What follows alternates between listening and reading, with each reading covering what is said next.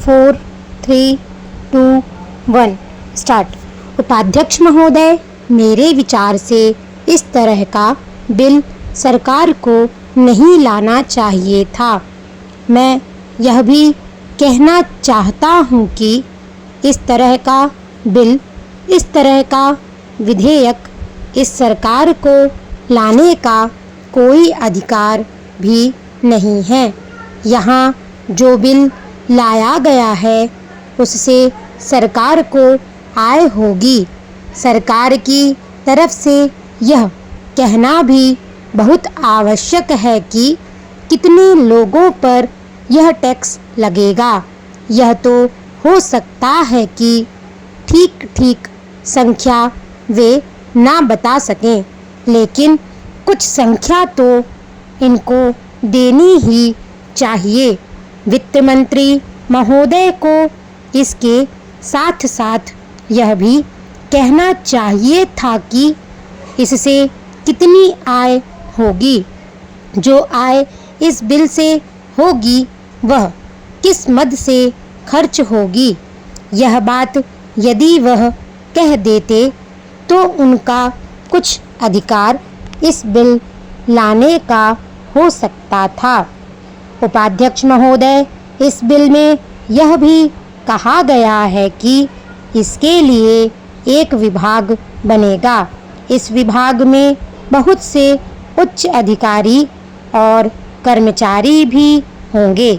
इस तरह से यह एक बहुत बड़ा विभाग बनेगा और जो धन लोगों से वसूल होगा वह सब इस विभाग पर ही खर्च किया जाएगा। मैं पूछ सकता हूँ और हर एक आदमी पूछ सकता है कि इस देश में इस तरह के टैक्स लगाने की क्या आवश्यकता है।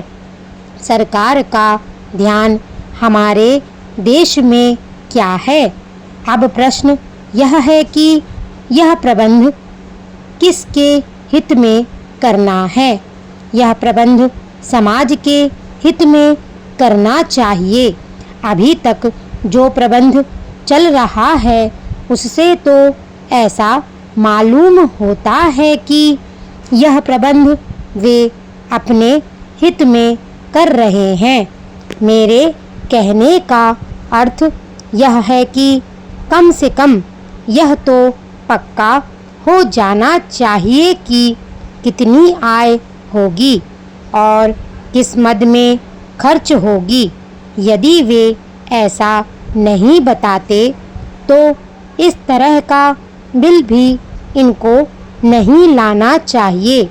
कुछ देशों में यह नियम है कि जितने महत्वपूर्ण कानून बनते हैं पहले उन पर जनता से वोट लिया जाता है।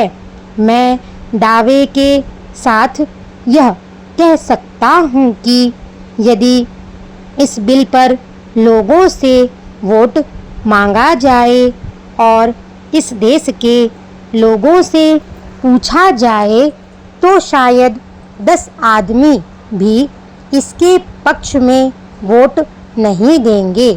मेरा कहना है कि इसके लिए देश में प्रचार करने के बाद जैसी देश की राय हो वैसा देश के हित में काम किया जाए। यह सबको याद रखना चाहिए कि यह देश के हित में हो, केवल सरकार के ही हित में ना हो। अब सवाल यह है कि यह टैक्स किस दर से लगाया जाए। आपको यह बताना चाहिए कि किस दर से टैक्स लगेगा।